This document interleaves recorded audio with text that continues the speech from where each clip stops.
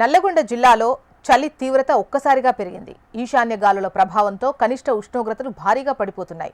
దీంతో జిల్లా వ్యాప్తంగా ప్రజలు చలికి గజగజ వణికిపోతున్నారు. ఉష్ణోగ్రతలు సాధారణం కంటే 3 నుంచి 4 డిగ్రీలు తక్కువగా నమోదవుతున్నట్లు సమాచారం. ఉదయం 8 గంటల వరకు దట్టమైన పొగమంచు కమ్ముకోవడంతో రాకపోకలకు అంతరాయం ఏర్పడుతుంది. ఉదయాన్నే పనులకు వెళ్లేవారు తీవ్ర ఇబ్బందులు పడుతున్నారు. వృద్ధులు, చిన్నపిల్లలు, ఆరోగ్య సమస్యలు ఉన్నవారు సూర్యోదయం తర్వాతే బయటకు రావాలని, తగిన జాగ్రత్తలు తీసుకోవాలని వైద్యులు సూచిస్తున్నారు. మరో వారం రోజుల పాటు ఇదే పరిస్థితి కొనసాగే అవకాశం ఉందని వాతావరణ శాఖ అధికారులు తెలిపారు.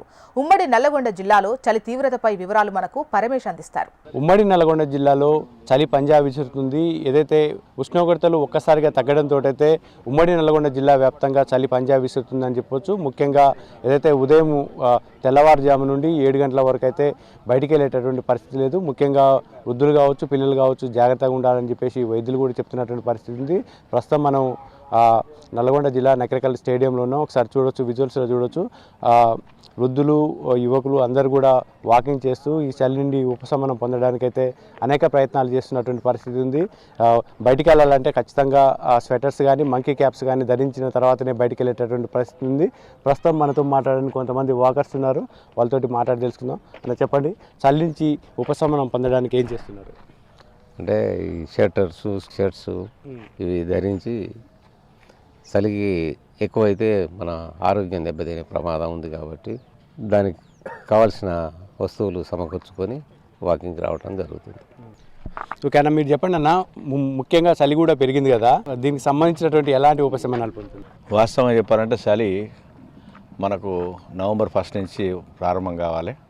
కానీ కొన్ని తుఫాన్లు, ఈ రకరకాల కారణాల వల్ల మనకు లేట్ అయ్యి మొన్న నుంచి మొదలైంది. ఒక రకంగా చెప్పాలంటే మన నల్గొండ జిల్లాలో ముఖ్యంగా మన ప్రాంతంలో కొంచెం చలి తక్కువే, అయినప్పుడు కూడా మనకి ఇది ఎక్కువే. ముఖ్యంగా ఏంటంటే కావాల్సినటువంటి ముఖ్యంగా చిన్నపిల్లల విషయంలో చాలా జాగ్రత్తలు పాటించాల్సిన అవసరం అయితే ఉన్నది. ముఖ్యంగా వయసు మళ్ళినటువంటి వాళ్ళు కూడా కేర్ తీసుకోవాల్సిన అవసరం చాలా ఉంది. ముఖ్యంగా ఏంటంటే ఫస్ట్ ఆఫ్ ఆల్ ఏంటంటే ప్రికాషన్స్ ఏంటంటే ఈ లిప్ బామ్స్ కానీ లేకపోతే క్రీమ్స్ కానీ యూజ్ చేయటం, తర్వాత ముఖ్యంగా వేడి నీళ్ళు తీసుకోవటం, తర్వాత ఇంకోటి ఏంటంటే స్వెటర్స్ అన్ని ధరించడం చాలా శ్రేయస్కరం అని భావిస్తున్నా.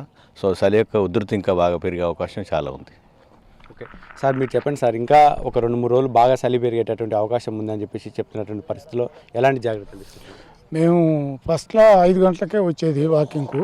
ఈ 3 నుంచి చలి పెరిగే వరకు ఆటోమేటిక్గా 6 గంటలు చేసుకున్నాం, అందరం అనుకున్నాం. మరి చలి ఎక్కువ పెరిగింది కాబట్టి దీని తగ్గట్టు మనం ఉండాలని ఉద్దేశంతో 6 గంటలకు స్టార్ట్ చేస్తున్నాం. 6 గంటలకు స్టార్ట్ చేసినా కూడా షటర్లు ఇవన్నీ యూజ్ చేస్తున్నాం. ఈ రోజు చలి తక్కువ ఉంది కాబట్టి మేము షటర్లు అవన్నీ యూజ్ చేయలేకపోయినాం. రోజు మాత్రం షటర్లో యూజ్ చేస్తున్నాం. నిన్న మొన్న బాగుండే, ఏమంటే మేము తగ్గించుకొని 6 గంటలకు చేసుకున్నాం కాబట్టి కొద్దిగా మాకు చలి తక్కువ అనిపిస్తుంది ఈరోజు. అందులో వాస్తవం కూడా ఈరోజు చలి తక్కువ ఉంది. చలి ఎక్కువైనప్పుడు కంపల్సరీ షటర్లో అవన్నీ వేసుకోవాలి. ఇక టైం మెయింటైన్ చేసుకొని చాలా లేట్గా బయలుదేరి మళ్ళీ లేట్గా పోయేటట్టు ఉండాలి. ఎందుకంటే మేము వృద్ధులం కాబట్టి మాకు ఇంటికి పోయి పని చేసేది కూడా ఏం లేదు కాబట్టి దాని దగ్గరనే మేము టైం చేంజ్ చేసుకునే వస్తున్నాం. సార్ మీరు చెప్పండి సార్, ముఖ్యంగా చలికాలంలో స్వెటర్స్ కూడా వేస్తున్నారు కదా, ఇంకా 2-3 రోజులు కూడా బాగా ఉండేటటువంటి అవకాశం ఉంది. పిల్లలకు కావచ్చు, వృద్ధులకు కావచ్చు జాగ్రత్తగా ఉండాలని చెప్పేసి ఇటు వైద్యులు కూడా సూచిస్తున్నటువంటి పరిస్థితులలో ఈ చలికాలం ఎలా ఉపశమనం పొందడానికి ఏం చేస్తున్నారు? మామూలుగా అయితే చలికి మరి నిన్నటి వరకు 5:30-6 గంటలకు వచ్చేది. ఈరోజు 6:15 నుంచి మరి వద్దామని మా టీము అనుకున్నాం వాకింగ్. ఈరోజు కొంచెం చలి తక్కువనే ఉంది కాబట్టి ఉన్నది. నిన్న మొన్న చలి ఉందని స్వెటర్లు వేసుకున్నాం. మామూలు అయితే ఉదయం వేడి నీరు తాగుతాము. తర్వాత మరి డాక్టర్లు కూడా సూచిస్తున్నారు ఆరోగ్యపరంగా కషాయాలు తాగమని చెప్తున్నారు.